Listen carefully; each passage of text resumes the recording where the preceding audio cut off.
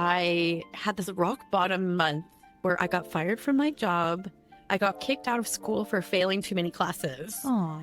And my boyfriend broke up with me. So I had to find a new place to live all in the same month at like 20 years old. Ooh. And it was the first time that I just shut out all the voices of what other people want me to do or think I should do and just listen to my own voice of like, what do I want to do? And I remember waking up one morning and I just spontaneously signed up for culinary school.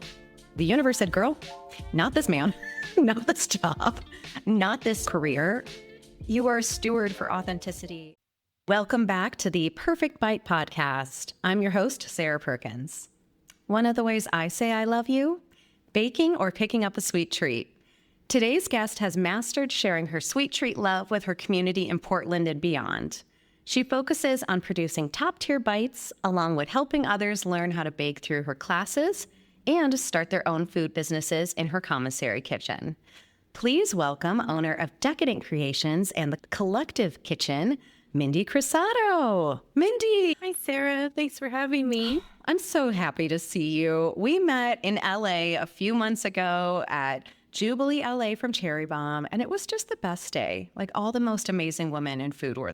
So many good things happened in my life. Like I met so many amazing people. I've had coffee with like 3 or 4 people after the event. Highly recommend for any women in food business. For sure. At the Jubilee in LA, I was a vendor. So I had a booth and I was like baking cookies on site at the hotel. Oh my God. In this ridiculous oven, like rotating like 2 or 3 sheet trays with 500 cookies. It was actually kind of ridiculous. So I don't think I'm going to do that part again. I think I will just show up and enjoy. That's incredible, though. And like one of those things you definitely won't forget when you're like, I somehow made it happen in the weirdest of circumstances. Yeah. Yeah, for sure. Well, let's take things back all the way to the beginning. I always love to hear, when did you first fall in love with food? What were your favorite foods as a kid? Were you always someone with a little bit of a sweet tooth? I mean, I always have loved food. I realized when I was really young that I think about food more than most of my peers. Like I think I was maybe a 5-year-old playing on the playground and everyone else is, playing games and doing things. And I'm just thinking, when is lunch? What are we having for lunch? Where can I get food? It was always on a hunt for food. I get that. My mom was also a terrible cook. Yeah. And that's when you're like, where do I get the good stuff? Yeah, she was a huge health nut. So it was like no fat, no salt, like that craze where people thought salt was the devil. Yes. Any sort of, or like you said, like 80s through early 2000s, the like fear of any sort of fat, but then we were eating like very ultra processed food were even worse for us. I know. Whoops. I get that. But your story kind of reminds me of Ina Garten's, in that she had also a mother who was very restrictive, that it almost then led to and opened up this vision of like, what could great food actually taste like? And what would it be like to give that to other people? So you have very similar backgrounds in that sense. Yeah. I also my family was very small. My dad traveled. So most of the time it was me, my mom, and my brother, like just the 3 of us. And I remember one summer, my grandma picked me up and took me on a road trip to visit her siblings, so my great aunts and uncles. And it was my first experience with like big family, because all of her sisters, she was maybe one of, 7 or 8 kids. And then all of them had tons of kids. And it was just like massive, and any given Wednesday, there was like 30 family members like over. And she had this huge long table and she would make just these insane dinners. I remember when I was at her house, my grandma was like, why don't you relax tonight? Why don't you just make like spaghetti? Yes. And she was like, okay. And she made like 3 different types of noodles and 3 different sauces and this whole like lavish like salad bar with like salad and fruit. And it was like the opposite of a simple dinner. But I remember being so enamored by her life. Yeah. And I remember thinking as an 8-year-old, like, oh my gosh, I want this. I want just like a big community around food. Yes. And she showed that you can, like, even like the simple version She did above and beyond. Like, she said, no, this is how I show love. So I got to do it the most that she could. That's amazing. Those are such good memories. So grandma's showing you like how you can bring everyone to the table, have real community around food. When do you think that you started to get the itch yourself that you could turn being in love with the culinary arts into a career itself? And why specifically focus on becoming a pastry chef? Well, I love food and I love cooking. My whole life, I was always that person making a birthday cake when it was somebody's birthday, or, making pancakes for my family on a Sunday morning. I always loved food, but I think my mother, again, kind of drilled it into my head that food is lovely, but it's not a career, and that you need to go to college. And I remember she said, go work for the biggest company that you can. That will be the safest thing for you to do. She was wanting me Yes. to be like in HR for healthcare or things like this. Yeah. So, of course, I had to do the opposite. Also, I've heard these things in my life, and I'm like, let me go do the most dangerous thing possible in terms of career then. Yeah, but I was going to community college, just taking every class under the sun, and nothing was resonating with me. I changed my major so many times. I thought at one point I thought I'd be a lawyer. At one point I thought I'd be an accountant or a therapist. I was just cycling through all these different ideas Right. and nothing really stuck. And I was working as a bank teller part-time, and I had been in a 4-year relationship with my high school boyfriend, and was still with him, and we were living together in this like tiny, dumpy apartment while we were in school. And I had this rock bottom month where I got fired from my job. I got kicked out of school for failing too many classes. Oh. And my boyfriend broke up with me. So I had to find a new place to live all in the same month at like 20 years old. Ooh. Pivot. So Yeah. and it was the first time that I just shut out all the voices of what other people want me to do or think I should do, and just listen to my own voice of like, what do I want to do? And I remember waking up one morning and I just spontaneously signed up for culinary school. Wow. I think that's so beautiful because, like, you had to go through that very difficult time to see I've been living on other people's terms for other people's rules and what you thought you were, quote unquote, supposed to do. And it didn't work for you. The universe said, girl, not this man, not this job, not this type of career. Where did you end up going to culinary school? Went to the former Western Culinary Le Cordon Bleu here in Portland. Lovely. They closed, I think, during COVID, maybe before COVID. Yeah. Yeah. And tell us more about that experience. Were you finally like, this is it? You fell in love and really started to lean into the pastry side of things? I decided just to do pastry. I didn't do all the savory. I'm not a huge meat eater. I have never, my body just doesn't crave meat. So I never was drawn to that. But I don't know. It just pastry. One of my favorite parts about what I do is that pastry is such a celebration. Every day is a birthday. Every day is an anniversary. And even like the other day, we had a big catering for a funeral even. But these are like still like the big special life moments that we get to be a part of in our work every day. Yes. Did you find too during culinary school, were there certain types of pastries or desserts or patisserie that you were drawn to? Oh my gosh. I mean, things that were very French that I hadn't seen before. Like there's this wonderful pastry that is all over in France, but you hardly ever see in US, called a tropézien. Just like a fluffy brioche, like split down the middle and just brimming with creme pat, this pastry cream. And people do different flavors and different other additions.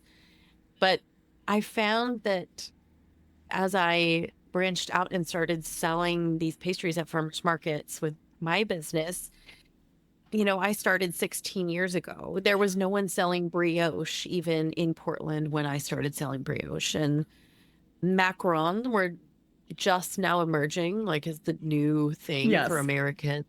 salting sweets was brand new. People would approach me at the farmer's market and be like, oh my God, you sprinkled salt on this chocolate chip cookie. Why? So I quickly discovered that I could actually trick Americans into eating these beautiful French pastries that I had learned how to make by just slightly rebranding them and giving them, I would not call it by the French name. I would come up with another name. Tell me more. I called it the trapezian. I called it Mindy buns. Oh, it's so cute. And there would always be some, Mindy spoons. you know, ridiculous man that would buy two of them and, you know, make jokes. Oh, God. It's just like, okay. Yeah, you're like, move on, please. We don't need sexual harassment in addition to you not understanding the les trapezions.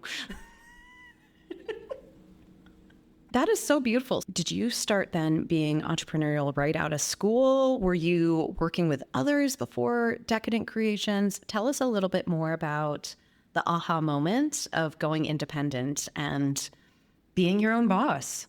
For about 5 years after school, I worked so many different places. I hopped around quite a bit with the full intent of just learning as much as I could, just seeing how people ran things and, oh, I like that. Oh, I don't like that. And just learning as much as I could. I did always have in the back of my mind that I wanted to do my own thing, but I didn't quite have it crystallized as to what I was going to do. Yeah. So I was baker, pastry cook, pastry chef. I was all kinds of roles still in pastry. I never went to savory side. I loved cake decorating. I worked at a couple bakeries as a cake decorator. I have all of these children that I feel like I'm part of their life. You know, I've made their birthday cakes every year of their life. And every year I get to see what cartoon character am I going to draw on your cake this year. Oh my God. And some of these kids now work for me, and it's super cute. Wow. I mean, talk about being an integral part of the community that you're building around you. It's such a sweet way of thinking of it, is like, even if you weren't physically there, your work, your sweets, your love was at every one of their birthday parties. That's so adorable. Yeah. I did used to do many wedding cakes. That's so I was special too. very into wedding cakes as well. But I slowed down on the wedding cakes. I don't do nearly as many. It was the delivery and the logistics that is the hardest part about wedding cakes. So now I only do small wedding cakes that you pick up for me. Amazing. You're like, we're not going to do that anymore. Come to me, please. Yeah. You know, I was doing at least 50 wedding cakes a year. When you do that many, just statistically, you are going to have like car accidents and car breakdown, and like the things that just happen on the road are going to happen to you at some point when you have a wedding cake in your car. Yes. And then someone's going, so where's the cake? And you're like, I'm just making sure no one's dead. Yeah. And that the cake is intact. I'm like a surgeon. I have like brought cakes back from the dead. I have like pulled out all their bits and got reassembled them and reanimated them. Oh my goodness. And like Girl Scout badges, cake surgeon. I would love that so much. Like, those are the real moments that you sit there, especially as an entrepreneur, and you're like, okay, I have to pull this together so that no one realizes that an oopsie has happened. And then it goes smoothly, but you just remember just the absolute chaos and anxiety you were feeling during that. And like you said, then taught you, hey, we're just going to do things differently in terms of my bakery. We're not going to do it that same old way because that's too stressful. Yeah. So tell us a little bit more about the start of Decadent Creations. So you're starting off at farmers markets. What was really the impetus to starting your own menu like this? When did you end up finding what ended up being your home for the bakery? Well, I cannot say enough great things about farmers markets. Here in Portland, we have a really robust farmers market scene. I know not every city has that. Some do, some don't. Yeah. How strong they are is quite varying.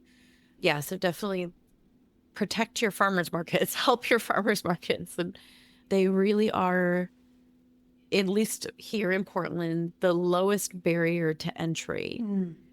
I was working full time at other bakeries and I really felt ready to branch out on my own.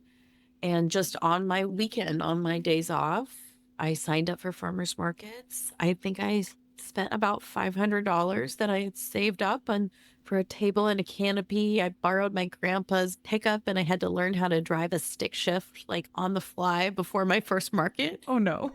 You had a stick pickup. Oh, my gosh. Yeah. And killing it like at every intersection on my way to market. It was so stressful. But somehow you push through and you learn, and it's a fond memory for me now. Yes. Even though I was probably having a panic attack at the time. It was just so exciting to me. I just felt like a pioneer. I rented a kitchen for really cheap. I was $80 a week. Oh my gosh. But I had to show up in the night. The only time slot was in the night, which worked for me because I was a baker. So I would show up at midnight and just bake all night and lug it to the farmer's market and sell all day. And I was 23 when I started, so I had the energy to do that. And like you said, again, baker's hours, if only everyone could get that price these days for a commissary kitchen or for renting. And right at this time, you were on Chopped and you ended up being a Chopped champion. Tell us how you got on the show, what that experience was like, and did you feel like it really launched you then to a new audience so you could say, wait, I do have a concept here. Let's start to build this out more. Yeah, it was just a dream of an experience. Highly recommend if you ever get the chance to go on one of these shows. It's amazing, the power of media. Yes. I applied to be on the show. I would bake all night and sell all day, and then I would crash with my laptop. I'd be just laying in my bed watching Netflix or watching things on my laptop until I would fall asleep. Sometimes I would fall asleep like mid counting money, and I'd wake up like covered in cash from the farmer's market. You know, that's the good kind of cash you wake up in bed with. It sounds so nefarious, but it's like your farmer's market money. Be a little less dirty than my other. Right. No, it's not the best. But no, I would watch Chopped and I saw the little icon like, oh, apply to be on the show. And I think I had a couple glasses of wine in me and I was feeling pretty gutsy and I clicked and I remember filling out the little questionnaire and I was like, I'm so awesome. You definitely need me on your show. I was just really confident about myself with my couple of glasses of wine. and yeah, they called me and it was just a series of, I think the first person that calls you is just like an intern who's just like checking to see if you're a human. Right. Are you crazy? If you are a human, then they pass you to the next person and then they just kind of make you jump through these little hoops and things to make sure you're legit and you really want this. And the last stage was an in-person interview at the Benson Hotel in downtown Portland with the casting director. And I remember there was like a receptionist guy and I remember like chatting with him and kind of schmoozing with him. And I was like, what are you observing? What do you see? What do you hear about? Like, what are they looking for? And he just gave me like the best advice. I remember he told me they're looking for clean sound bites, like they don't want people that mumble. And he was like, it's okay to take a second and pause and think about what you're going to say. But once you say it, get it out in clean sound bites. Very smart. Yeah. So he gave me some tips. Oh, and he told me like, hey, they're going to challenge you. Like they're going to kind of be aggressive with you and challenge you and to see how you react. Yep. Because a lot of people, will kind of crumble or get super emotional because they need to know that when you're on set and they give you some really direct feedback that you're going to be like, okay, and take it and run. Right. Rather than like, oh, they don't like me. Right. And like, especially in those situations, it's eat or be eaten, essentially. On those competition shows. And it's an element that is seen in just so many kitchens anyway of focusing on perfection and being as precise as possible. And luckily we've changed, I think, over the years in terms of the culture of how that's delivered. But it is so important that when you're trying to be the best at anything, that you're putting your best foot forward, for sure. So you ended up being the chopped champion. What happens afterwards? My first farmer's market after my episode had aired, someone counted my line of 75 people long.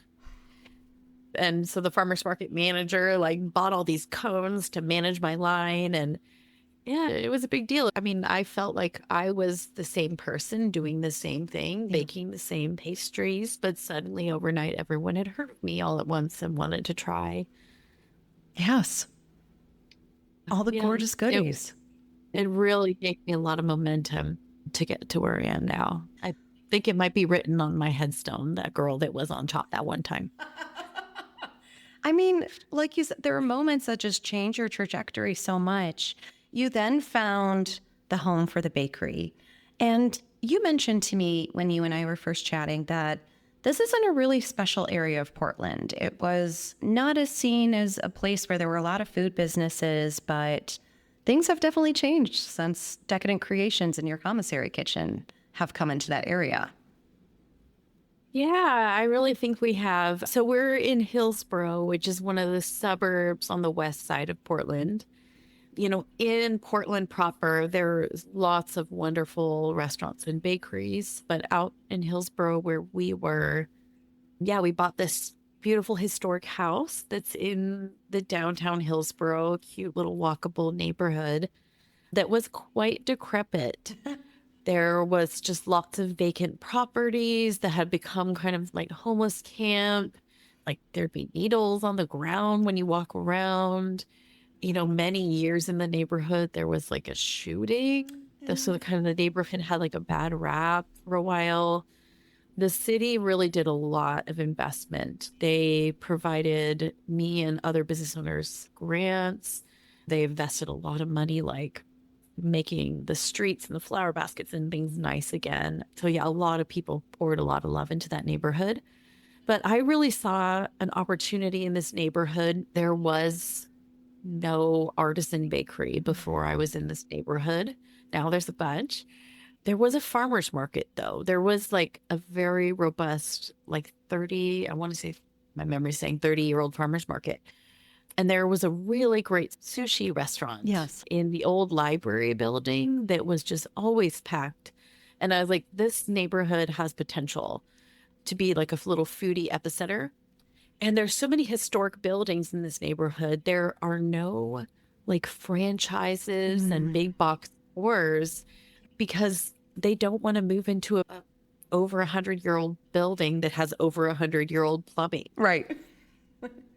So there's really this unique opportunity for actual local makers and scrappy business people to move into these spaces.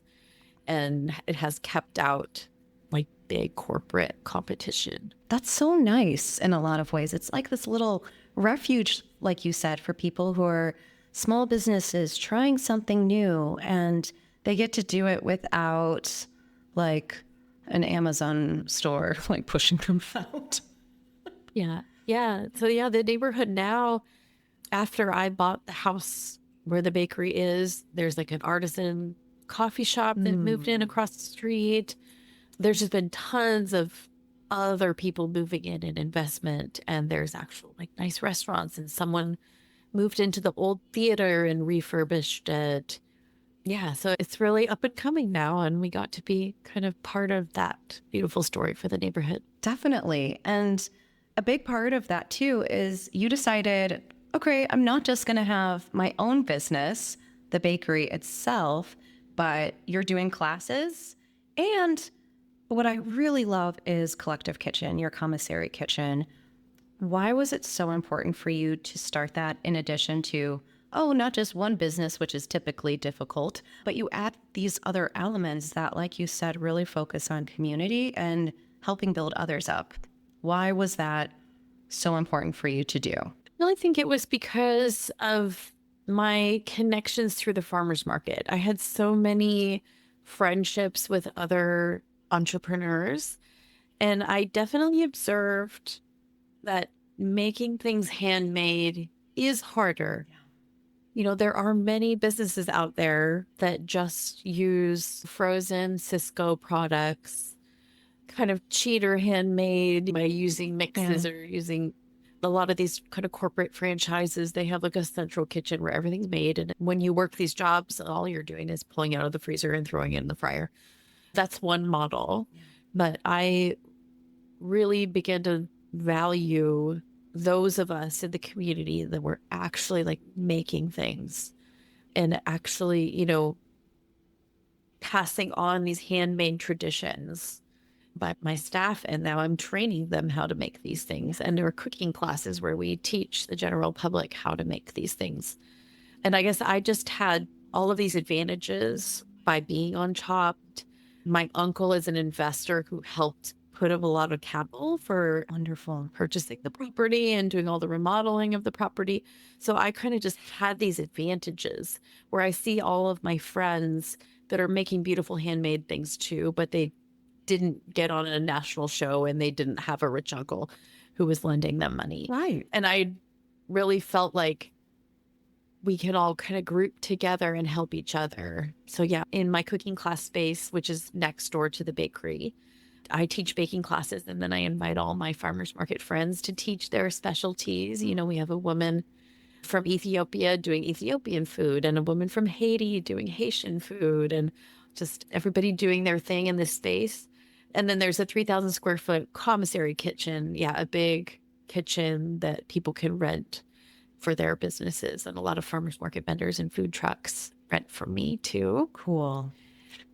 Yeah. And then during COVID, we expanded the collective kitchen to be collective market. So we built on a retail space connected to the kitchen where during COVID, it was much more of a full-on market. Like we had milk and eggs and toilet paper and everything. Since COVID calmed down, we are now essentially a brunch restaurant with a market theme. Very cute. And again, like you said, especially with food, you have to get in front of people for them to become repeat purchasers because they're like, I just don't know what that's going to taste like, or I've never had that before. What if it's funny? And so I love that you did what I just wish we all did for each other in general is like recognizing privilege and recognizing advantages or moments that have worked well for you and taking it and giving back to others so that, like you said, it just keeps growing. And it's not about one person at the top and everyone else struggling at the bottom. So thank you. Thank you for doing that. That's really awesome. Thanks. So tell us a little bit more about how things have grown, especially over the last decade of all of these different moments and opportunities for you. Where do you see the business continuing to evolve? What do you think has really grown the most? And are there any certain products that you consistently see are always your top sellers? Oh my gosh. I mean, cakes. I sell a lot of cake. People want that birthday cake. So this year is actually my first down year I've ever had. Every year in the last 16 years of my business, we have had growth over growth over growth. Even during COVID, we had 20% growth in 2020, which I worked my ass off for that growth because we had to pivot so hardcore. I was like delivering to people's houses and selling everything, mobile ordering and all these drive-by pickups and things like this. But yeah, so this year is our first down year. And I think, every other restaurant owner I know is like kind of in the same boat. It's definitely like a trend with political climate and inflation and these types of things. So yeah, the brunch restaurant is down the most because it's only 4.5 years old. But Decadent, the bakery, is holding pretty strong, is holding the fort. Thank goodness for Decadent at this point, because people still want their special birthday cake. Yes. Maybe they're not splurging as much day to day, but when their birthday hits, they want their special birthday cake, their traditional birthday cake. Yes, definitely. You mentioned something that, yes, basically every other guest I've talked to this year is that the food, hospitality, and beverage industries have been hit probably the hardest in this country, not just in terms of ingredients getting more expensive, but also the horrible immigration practices that are targeting the folks that are behind and are the backbone of our food system and anyone that we rely on. What do you tend to talk about with your team during these moments when you are noticing, hey, things are not going as well as they usually are, or things are a little scary? What have you found has worked well for your team to keep going during this time? So this year has been down in sales and revenue, but I've actually had the lowest turnover this year than any other year in my history. And I do think it really is just that mentality of like bunkering down and like holding our fort and sticking together. Yeah. I mean, America's built on immigrants. So, yeah, we all are. And that's what has been something that I love about food so much is you don't get to learn about other cultures the same way you can through food. Like you said, even just French patisserie alone, like it's sad that we have to like Americanize it basically for someone to be like, yeah, that sounds good. Let's call it a bun instead. But you recognized where culture could come together so that community could experience something new and something that is going to change their lives for the better. So keep up the good fight. And hopefully 2026, we can start to just keep fighting back and make this a little better for all of us. Yeah. So I want to talk a little bit more about Portland here. Like with Gregory Gourdet and other great chefs in town, you're becoming just such a foodie hotspot. How have you seen things really change and grow? And what do you wish for the region in the future?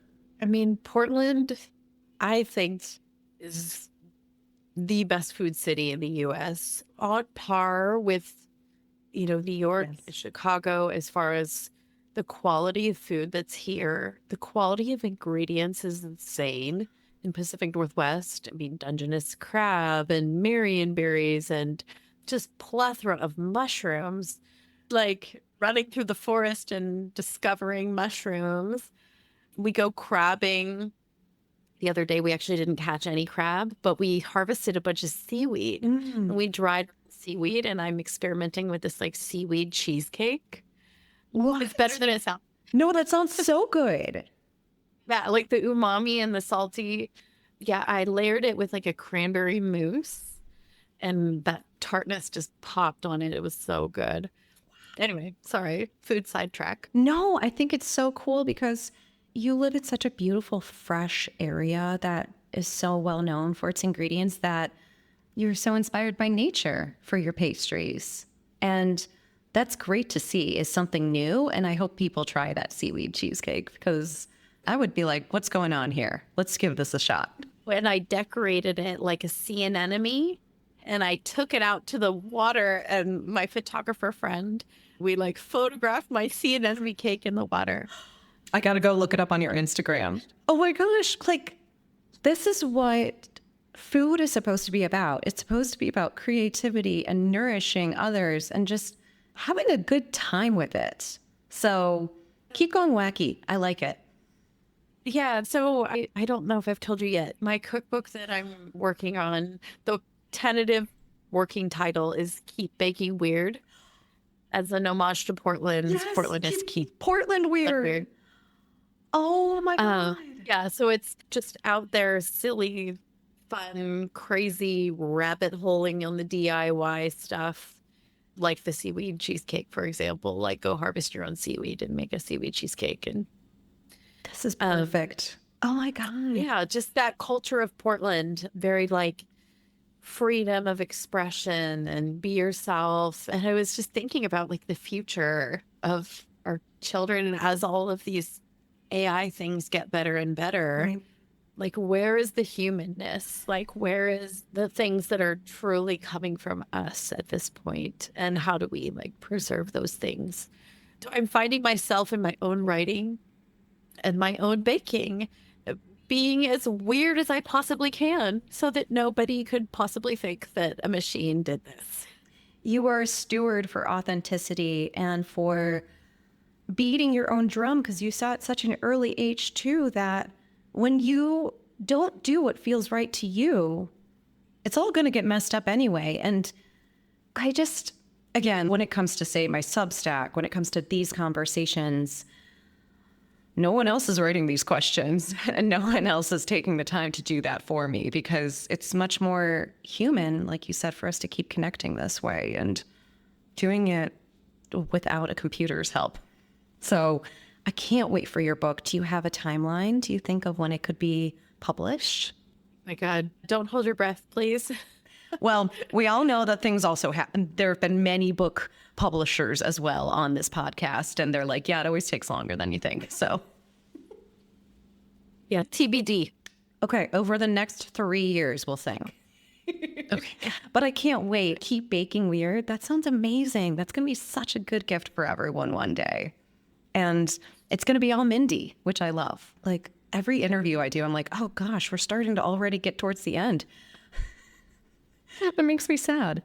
But tell us a little bit more when this episode gets released. We'll be close to Valentine's Day. Valentine's Day is a really special time to show your love with sweet treats. So in addition to cakes, which I'm guessing the vintage heart cakes are still a big trend, what do you think that you sell the most of each year? Is there anything special you'll be working on for Valentine's this year? Valentine's, we do these really adorable, just like little heart-shaped tarts. Mm-hmm. We do, yeah, the vintage heart cakes, they're still very popular. Cookies, lots of cookies. Those candies that taste like chalk. Yes. What are those? Conversation hearts. And the conversation is always, why did we eat this? But they're funny. But they make a great cookie decoration, right? Right. The pastels with the cute messages. Yes. Yeah, we do a conversation heart sugar cookie class every year. And it's always super fun. And yeah, the bakers and I always have such a hoot decorating the conversation heart cookies. We always like to push the limit of like how close to PG-13 or R-rated can we get before people will start to get upset. That is hilarious. Oh my gosh, I love that. As long as it's not like just 6, 7 or whatever the kids are saying these days, that makes no sense. But that actually at the same time, maybe do that because that could sell really well. Totally doing it. I'm totally doing a 6, 7 cake. Oh my God. To you, I have a and 7-year-old and a 9-year-old. So there's a lot of 6s and 7s in our house. For sure. The more we say it as adults, the faster we'll move through this. Okay, you got to do it as the conversation heart cookie then, because that will dead it. It'll definitely kill the trend. Yeah. 6, 7, you're dead by Valentine's Day for sure. Hilarious. Mindy, last few questions here before we get to the world's best and hardest question, as we say. You've done so much that you should be proud of. What is something that you think you're most proud of with all of your work, and how do you want to continue to grow? What do you think is next in the journey? I felt so incredibly proud. I had this event on my property during the holidays, like a holiday bazaar. You know how there's so many of these crap holiday bazaars around the holidays? But I had one on my property that was all food. Oh, that sounds perfect. So it was better. Yes. And bunches of my former employees have gone on and started their own businesses, and they come to this event. So I get to see my former employees with their little booths, and they're, remind me of me back in the day when I was all rosy-eyed and fresh-eyed and ready to go. Oh, that's beautiful. What a reunion. Yeah. And God, the other day, I'm like the GM. So I have 35 employees. I'm the largest private employer in downtown Hillsboro, recent survey says. Wow. And so I've had so many employees over the years, and I just love seeing them again. Like they casually come back in the shop and go down memory lane a little bit with me. And I love that. I love when they're not, too traumatized by working for me. Because I'm a bit of a perfectionist, of course, but yeah, I love seeing people. I love seeing oh my gosh, there was this little redhead boy who used to make his birthday cakes. And then during COVID, I didn't see him for a couple years. And then I just saw him again. But now he's like so much taller and bigger. But I was walking for the bakery and it's like our eyes met and it was like, and we just ran and hugged each other. It's like I created, even though I didn't like my grandma's sisters, I didn't birth 8 children or anything like that, that I feel like I created that big family that I always wanted. I was just thinking that. You got to create the Portland area family that you always wanted, and you did it in the exact same way. And now you're teaching others how they can do this. And we just need that so much in a time where we just said, like, how scary or dark things can feel. So, oh, that makes me so happy for you. That's just, I'm like so warmed right now, thousands of miles away from each other. Well, thank you for giving a stage for the stories. That makes me feel happy too. Yeah, it's important for people to see the hard work, to hear the stories and know about like the hard work that goes into what food people do.